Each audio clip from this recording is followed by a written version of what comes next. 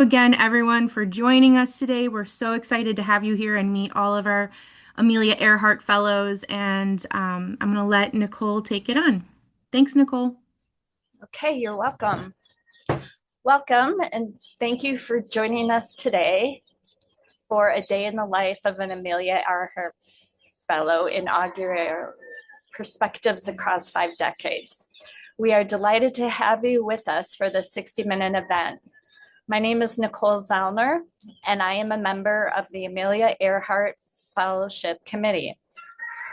Today's conversation will explore two key ideas: how the Amelia Earhart Fellowship shapes careers across generations, and why intergenerational dialogue matters now more than ever.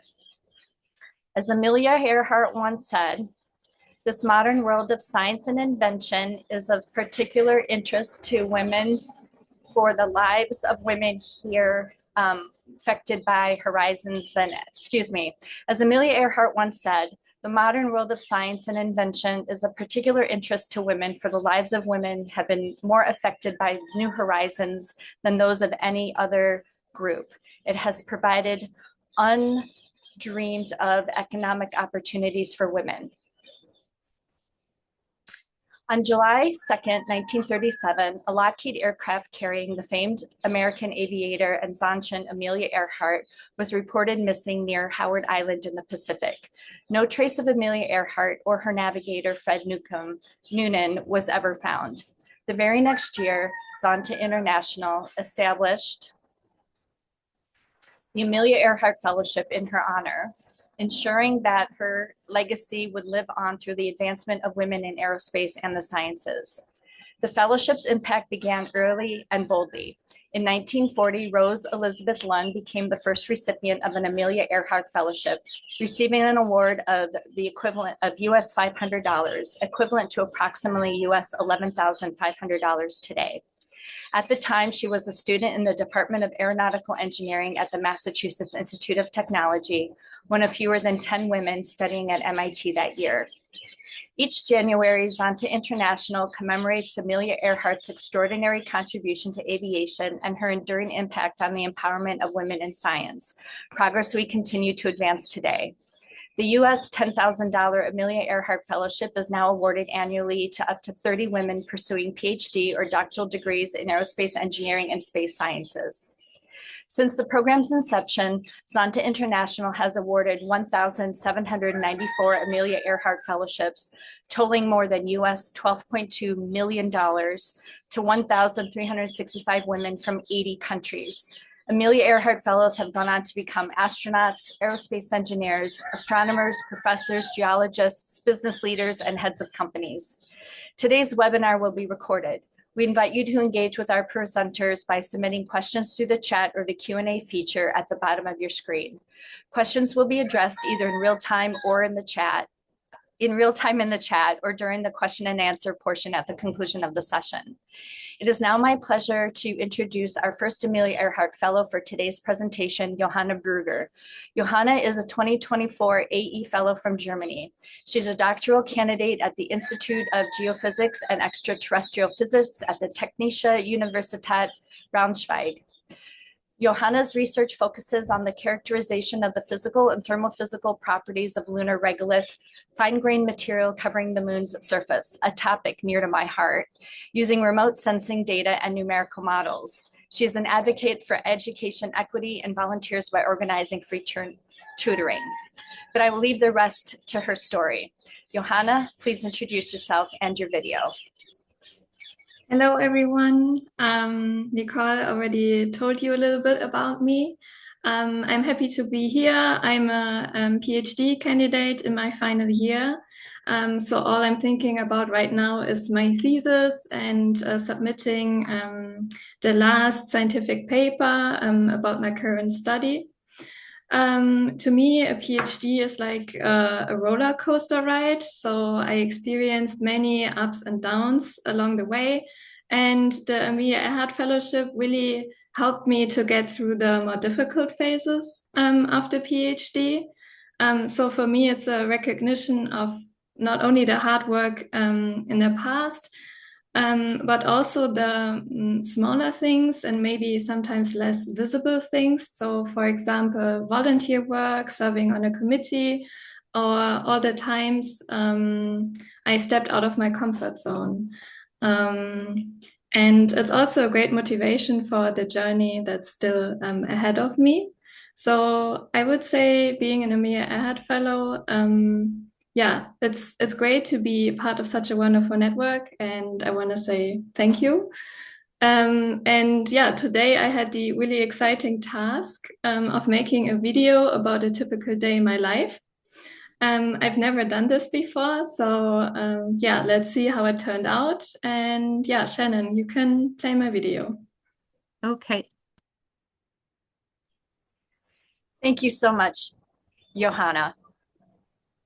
Our next speaker is two-time fellow, Dr. Karen Murray. Karen received her fellowships in 2001 and 2002.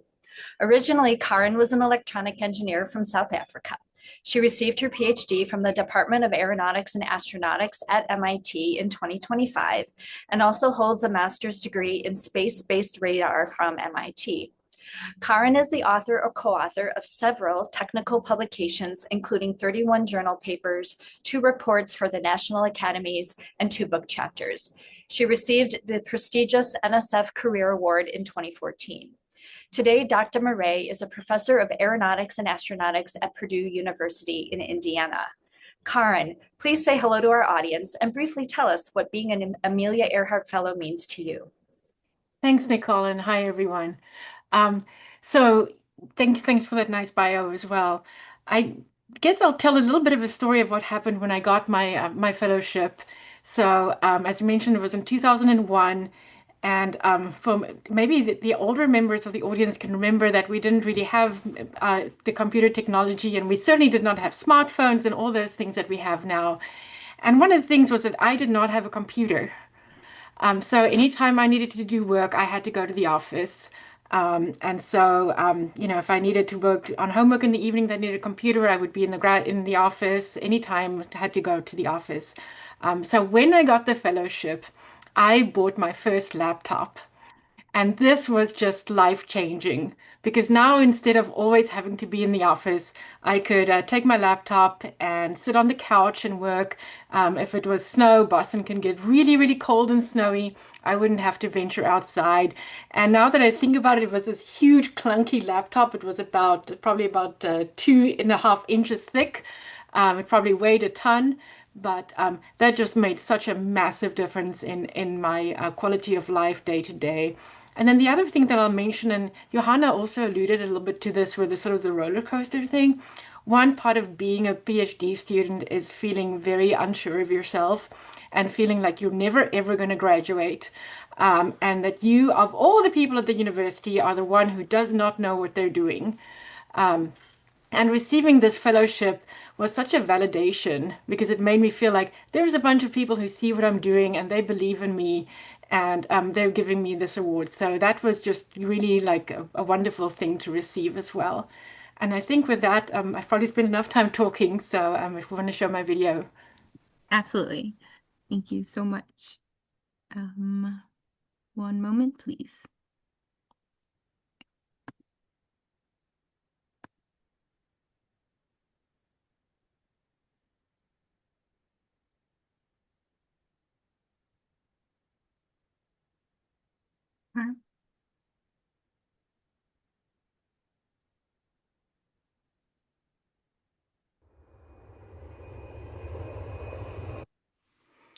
Every career begins with a spark. For me, that spark became a lifelong curiosity about how we fly, how we design safer systems, how we move people across the world, and how we prepare the next generation to take aerospace engineering even further. My name is Karen Murray, and today I'm a professor at Purdue University. But long before I stepped into a classroom as a teacher, I was a young researcher trying to find my footing, excited, determined, and balancing ambition with uncertainty.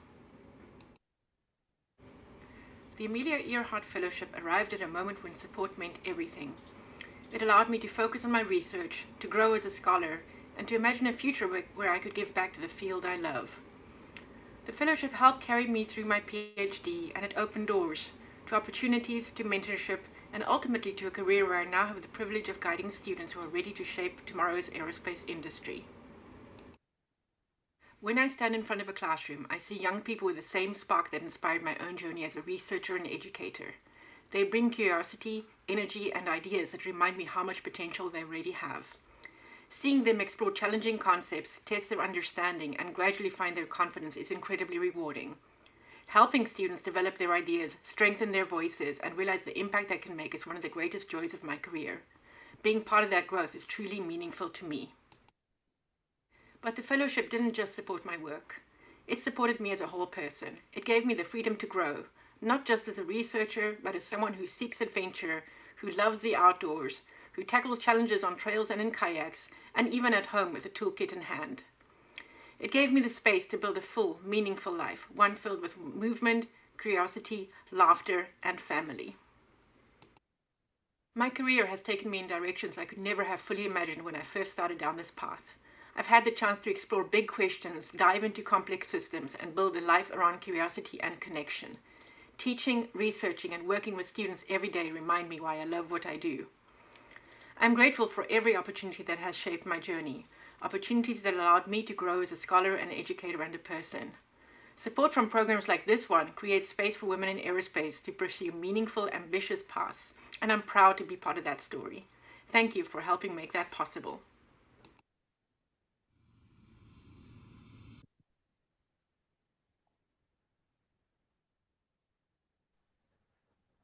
Thank you, Thank you, Karen. Karen. What a wonderful journey you've been on.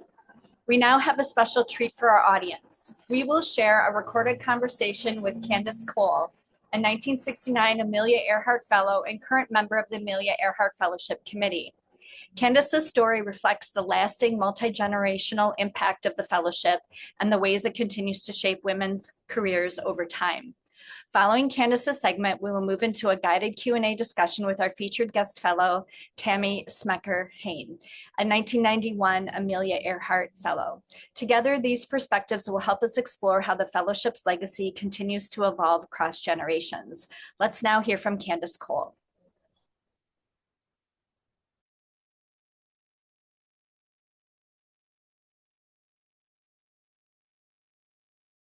My name is Candace Cole.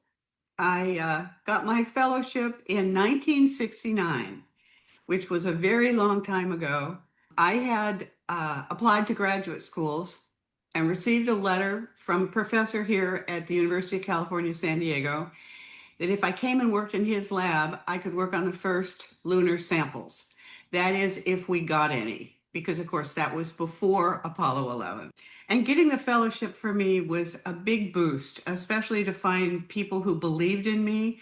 As a woman in this field, it was really, I was really an outlier at that point.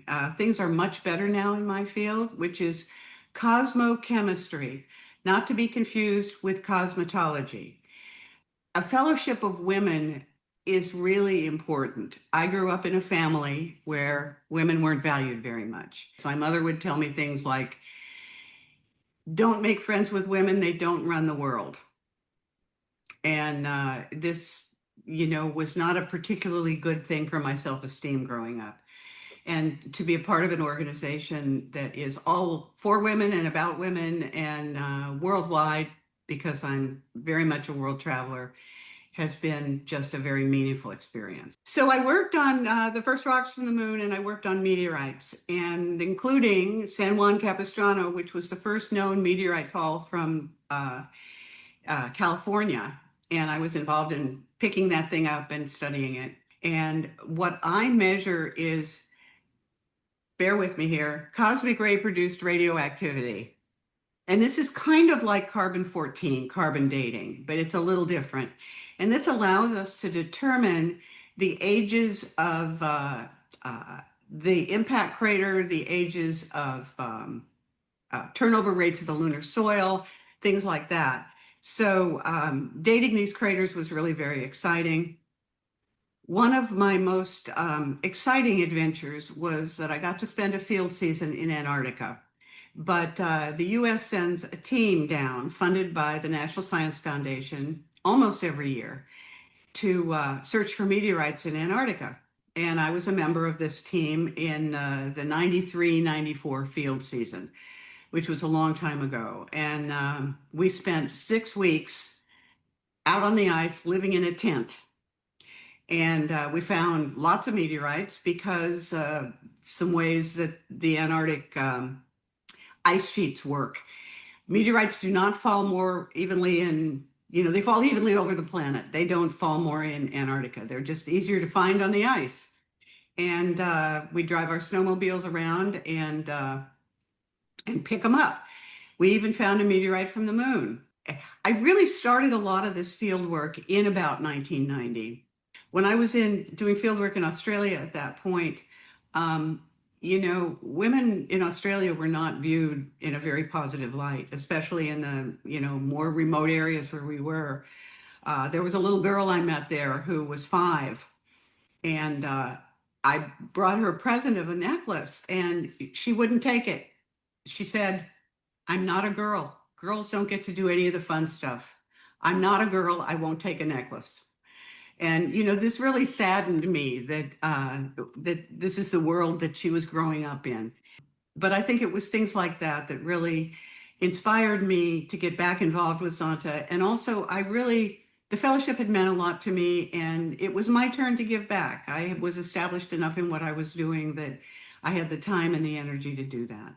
I think that part of what we need to do as scientists is to make science more accessible and more relatable for the average person. I've given lots of talks, and over the years, I've accumulated a nice meteorite collection, which I take around and show people. And there's just nothing like taking a child and handing them a rock and telling them that it's from outer space. They just get so excited about it, and it's just very, very meaningful thing to do. I gave a talk about a year and a half ago to the San Diego Association of Geologists, and they kept telling me how they never had so many students attend one of their talks. And it was all because it was rocks from space. There was a big event down at Balboa Park and here in San Diego, which is our big Central Park thing. And people had tables out where they had their organizations displayed, and we didn't have anything for our table. And I thought, we've got to have something. We've got to have something. So I had a picture of Meteor Crater from Arizona, and I had a piece of the meteorite. And a guy walks up to me, and he said, "That's Meteor Crater. I use that when I teach." And this guy looked less like an academic than almost anybody I've ever seen. And I said, "That's wonderful." I said, "What do you teach?" He said, "Auto mechanics. And when we study collisions, I use that as an example of a really big one." And I love this story because it is exactly what we want to do with science. We want to get it into the general population in a much more integrated way. This is not some ivory tower kind of thing. This is not something that can't be fun and exciting for everybody. My field of planetary science and my field of meteoritics, not meteorology, that's weather, is one where I've been very fortunate that we've had a big increase in female involvement. I think in a lot of the engineering fields, there's still a huge lag. And it's one of the reasons why being on the AE committee is important to me, because there are a lot of applicants there from engineering fields where we still need to do a lot of work to make it more welcoming and more accessible for women to be involved in. And the other thing about the AE Fellowship is that it is so international. This year we have over 200 applicants, and I don't know how many countries they're from, probably 80 something. And to be able to support women from Bangladesh and Finland and South Africa, it's just an absolutely wonderful experience. And the committee members we work hard, it's a lot of work, but we form a really nice community. I almost always start my talks with a picture of me sitting on the meteorite hobo, which is the biggest meteorite on the planet. That's in Namibia, in Africa.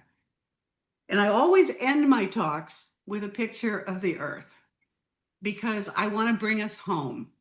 And I want to remind everybody that this is, why I do science, why I think science is important, and why I do what I do and try and live a happy, kind life, because it's all about this wonderful planet that we all live on and that we all share.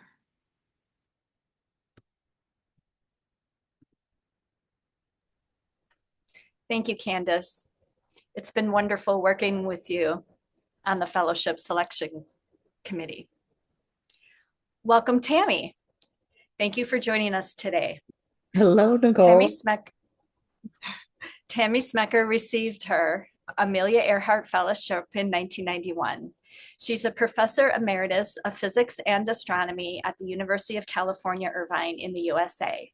She has continued to research galaxies and dwarf spheroidal galaxies, authoring and co-authoring numerous publications. We're going to lead into a couple of guided questions and depending on the time, open up the Q&A to the audience as a whole. So we'll see how the next several minutes go. First of all, Tammy, what do you feel has changed most and least since the years you received the fellowship? Well, as you said, I got the fellowship in 1991. And the percentage of women in astrophysics has changed uh, and has risen since that time. But I still, as our previous speaker just noted, the percentage of women in engineering is still quite small. Um, so that has not changed very much. Still, the percentage of women in as you go higher and up in the career, the percentage of women at different levels of the career is smaller and smaller. So there's still much work to be done, um, and uh, and especially changes we hope are being made in women being able to have it all and both have a family as well as a career. And those are, at certain universities, there are great strides being made in providing childcare and providing a balanced life. Here at the University of California, Irvine, I sat for many years on the child care committee. And we opened up child care centers on campus so that you could actually pause your work in the middle of the day and go breastfeed an infant if you had an infant. So things like that are changing, but slowly and not everywhere. So. And one thing I want to mention is the salary, the prize of the AE Fellows is $10,000, and I believe that is what it was when I got mine in 1991. But I love the fact that you give it to 30 women around the world because there are so many deserving women who like your speakers have said, it gives you a critical financial gift also at a time when you're doing your PhD thesis. And even still, $10,000 can do a lot. It allows you to travel to meetings. It allows you to, for me, I bought a car so that when I went to my first postdoctoral job, I was able to drive across the country, go to Canada, and work at the observatory that I did in Canada. It gives women in their early career a special um, a special thing that they can put on their CV, which gives notice when people look at their CV. Oh, this person's a prize winner. I'm considering them for this prize. Let's take a look at that person more deeply. So it's a very critical thing to have to get that first prize fellowship. For example, in my case, I went on to get an AUW fellowship. I went on to get a NATO postdoctoral fellowship. NATO, back in the day, had scientists, a fellowship for scientists to go to other NATO countries and do research. So I went to that NATO powerhouse, Canada, where I did astrophysical research at the Dominion Astrophysical Observatory in Victoria, British Columbia. So at that getting an award early in your career is a critical thing. I agree. It did the same for me when I was in graduate school. My next question is, what advice would you give to fellows across all generations? Um, well, one thing here's something especially that I think fits all across all generations is to, if you're going to break those glass ceilings and climb on through to be a professor or be a head of a company, make sure you put a ladder down so that younger generations can climb more easily through that glass ceiling. Um, it takes work to make sure that others can follow you. We have so many lessons learned in our careers as we've moved through our various positions. It makes complete sense to make sure that the women coming up behind us have it a little easier. So I appreciate that you request the ladder be set in place for them. That's very nice. Next question. What must remain constant to ensure future impact? One thing I'll mention is when we make progress as women in, broadening the horizons for our generation and the generations that follow us, we often assume that that progress continues. And sometimes there's actually backsliding in society. So we um, we have to actually continue fighting the fight. Unfortunately, we may win, but we still have to keep fighting because progress is not assured. Well said. Where do you see the greatest risks and opportunities for women in aerospace and STEM today? Hold on. Excuse me.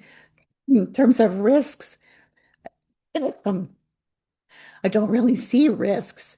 A life in science is fascinating. One thing you should have gotten from all the speakers today is how amazing it is to be a woman in science and engineering. It's financially rewarding. It's personally rewarding. It's exciting. Um, uh, Being able to delve into whatever scientific question just totally motivates you is a joy. It really is a joy. Um, and so I don't see many risks there um, other than um, other than I don't see risks, but it's fascinating, and you will never regret it. It's one thing, I tell my kids, I never regret ever buying a book. I've never regretted regretted buying a book. I never regretted any of the the choices that I made to explore questions in astronomy. Um, that's been fascinating. So, if I may, as taking the moderator's prerogative, I think there is a risk for women in aerospace and STEM, and that risk is leaving and not having enough role models in place to influence the next generations. And if I've learned anything in my career, it's to be persistent and to do everything possible to achieve the dreams that you had as a kid. And I Mm. think, Tammy, that you have an interesting story about this. Could you talk about your mentor, Rosemary? Oh, right. That's really something too for Zontians to understand that the AE fellows kind of have built a network. Um, because you don't become an AE fellow just on your own. As you're a PhD student, you're working, tirelessly on your PhD thesis, and someone has to tell you that there is an AE fellowship to apply for, right? And that you are a good candidate for it. Because when you're in that stage, you're not looking around thinking, oh, I'm this fabulous person. Someone should award me a fellowship. So for me, it was my PhD thesis advisor. Her name was Rosemary Wise. She was a young faculty member at the Johns Hopkins University. I worked with her actually before she even arrived on campus.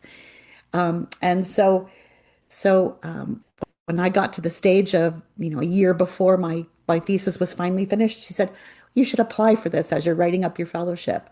And and she had gotten the fellowship, an AE fellowship, when she was a PhD student at Cambridge University in England. And so I got the fellowship, and then when I became a faculty member, after a few years, one of my students, I recognized in her all the same characteristics that I felt that I had and that Rosemary had.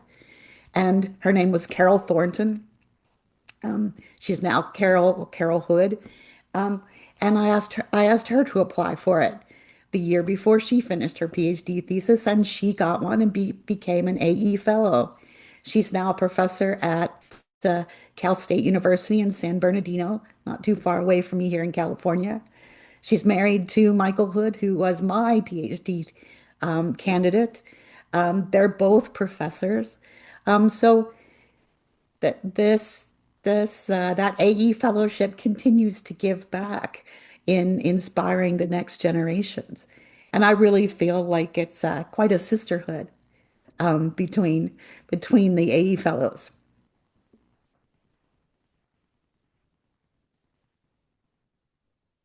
Yeah, that's a beautiful story. Thank you for sharing.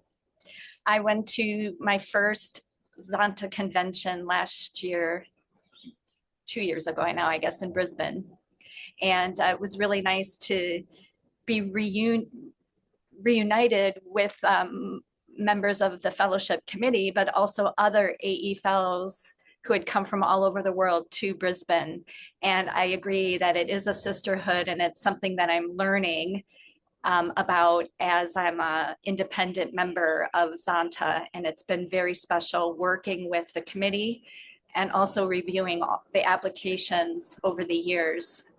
So I'm thanking everybody for participating on the panel and also for the audience who joined us. Shannon, do we have any questions to share or to ask of the panelists? Not at this time. We don't have anyone in the chat or the Q&A chiming in, but I would love to hear. I know that Karen is a professor at Purdue University, and I was just wondering if there were any similar similar AE fellowship camaraderies that Tammy had found in her university setting as you have found in your own at Purdue University.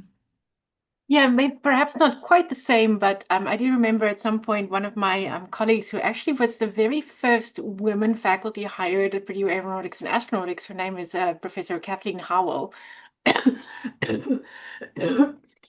Excuse me, I think we're all ill this month. Anyway, so at some point I sort of randomly discovered that she had also been an Amelia Earhart Fellow. And that just was kind of this really like great point of connection, that sort of I hadn't really thought about it in that way. And then just sort of like noticing how many times when I'll meet another woman who's a professor in aero that she was a Zonta fellow earlier in her career. So that's just clearly the committee is doing something right in terms of picking people who end up becoming professors. That's extremely true. We did have a comment from Grace in the chat that says, in this part of my country, a lot of girl child are not into engineering and science due to poverty.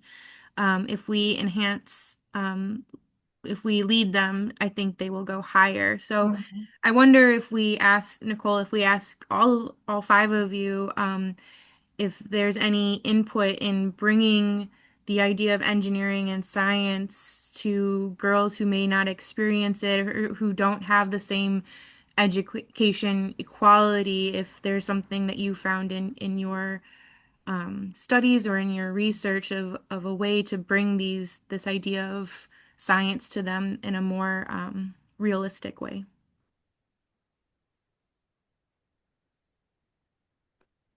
So I know that Johanna has her tutoring thing, which I was really curious to hear more about. Yes, that's true. But the tutoring, it's just a local organization. So we organize free tutoring for children and young adults from disadvantaged backgrounds, really to give them the opportunity to well, have equal chances in school and so on. And yeah, I hear really good feedback from the tutoring peers. And yeah, this is just something that's really important to me. And yeah, I do this on a local scale, but I'm sure you can also do this on a more global scale with different programs. Yeah. At the science and engineering camps, especially held over the summer when kids are on summer break, is the perfect opportunity to make sure girls understand that science and technology careers are can be, especially for them, and can be super exciting. For example, we at the University of California, Irvine, we had a Cosmos program every summer. We would take 40 high school students and have an astrophysics course for them, and actually design experiments where they used telescopes and used advanced detectors to actually analyze data, images of stars, planets, whatever, and actually do science with them. So getting them hands-on stuff in science, especially during their summer programs where they have time and energy, uh, is critical to make sure girls in high school do not just get attracted to, say, biology, science subjects, Mhm. that the other sciences are available to them. That's wonderful. And yes, I love that, we have professors on this call as well as somebody going towards their PhD, and all of you in some capacity have really encouraged that education for younger people, especially young girls. We did have one question from Renee in the chat, that she said, was there a moment when any of you five panelists, and Nicole included, where you seriously doubted continuing in science? And if so, what was it that inspired you to push through? I think everybody has that sometimes numerous times a day. Um, I think it's basically your personal characteristics. Are you stubborn enough to continue? And especially when you're butting your head up against some, hard question you can't find the answer to, or debugging a computer program that you absolutely need to get working immediately. Um, it's that inner stubbornness. Mhm. Persistence is probably the nicer way of talking about it. But to me, it just comes down to that. Can you persist even when something is hard? And your family often can help you with that. Your boyfriend, your husband, your colleagues, your fellow graduate students are huge motivators when you're in graduate school. Yeah, I agree with everything that Tammy said, and I think when I was doing my PhD, like I went through some really, really tough times. Um, and so one at some point I realized there was this toy, they were called Weebles. So they were little like counterbalance toys that you could kind of like push them and then they would like almost fall over, but then they would wobble back to be straight. And so the little tagline for them was Weebles wallow, but they wobble, but they don't fall down. And then I realized that I was a weeble. And so quite often I was going to be wobbling, but I realized that more and more that, I could put up with hard things and find it very, very difficult and maybe be down for a bit, but then eventually get back up again. And I think that was one of the most valuable things for me is just realizing the strength that I had, which doesn't, again, it didn't mean that, things just blew over me. Like I would, spend 3 days crying because of a rejected paper. Um, And that was okay because then on day 4 I would pick myself up and I would keep going. And so I think finding that resilience in yourself while also kind of being vulnerable and letting yourself be weak from time to time, I think is important. And also not being satisfied with just a straight no. Mm-hmm. Go back and say why. Okay, Yep. can I overcome whatever objections you have to whatever I want to do? Yeah. Yep. For me, my decision to stay for the PhD happened right around the time I was awarded my first AE fellowship. I was headed up to Saratoga, to the Saratoga Club in New York to get my wings. My parents had come out for the celebration, which was really special. And I was struggling about whether or not to stay in the program.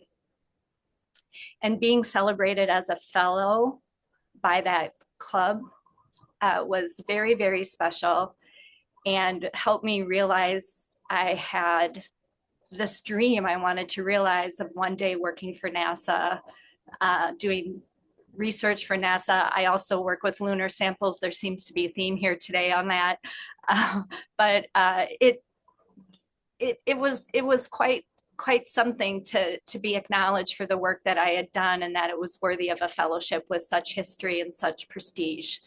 So that was my one of my hardest moments in my life about whether or not I was going to stick it out to earn the PhD or move into industry. So in either way, I knew I was going to stay in STEM, but what path that took definitely had that turning point at that moment. Thank you for that question.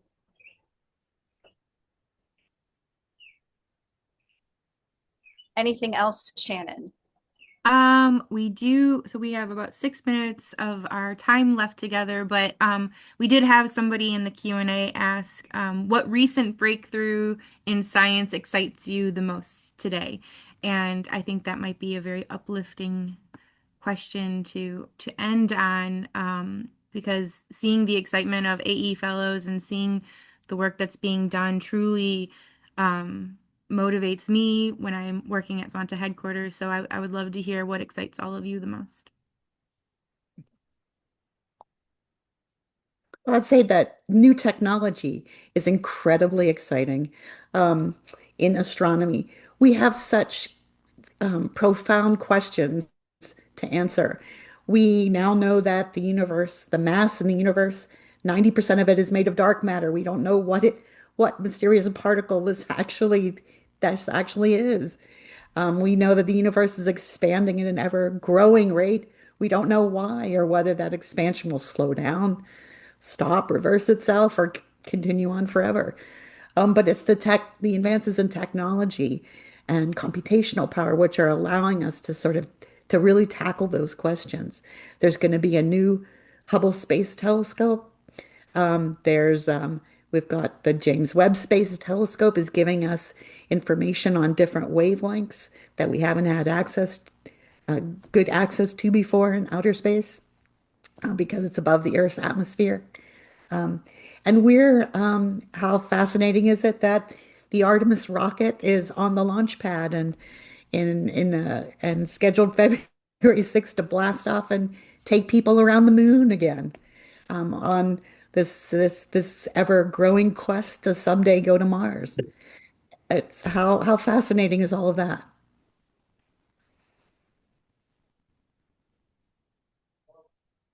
How about you, Johanna? Is there something that excites you most? I know you're in the middle of doing your PhD right now.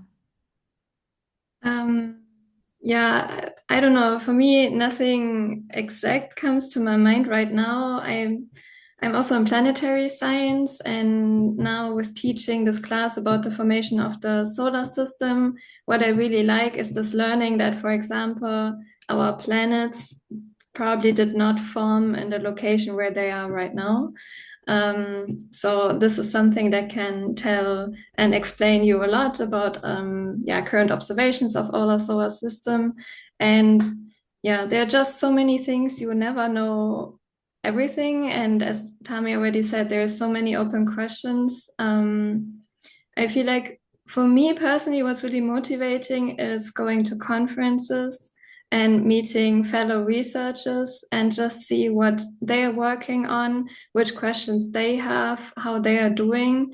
And I feel like this is almost the best time of the year, being just in this large group of researchers, and yeah, just feeling really proud of what you do, and yeah, in this really great community. So I cannot point out something exactly, but yeah, as a researcher, I really enjoy going to these meetings and yeah, celebrating science, sharing science, talking about science.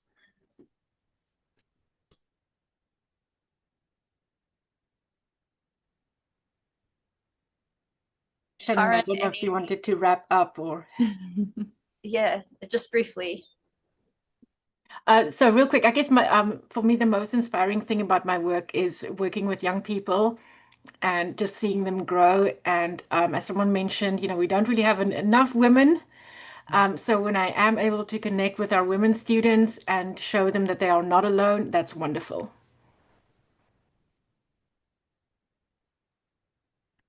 Thank you all. This concludes today's session. A recording will be shared on the Zonta International website. Thank you for joining us in honoring the enduring impact of education and the intergenerational exchange of knowledge that strengthens us all. Thank you all. Bye. Bye.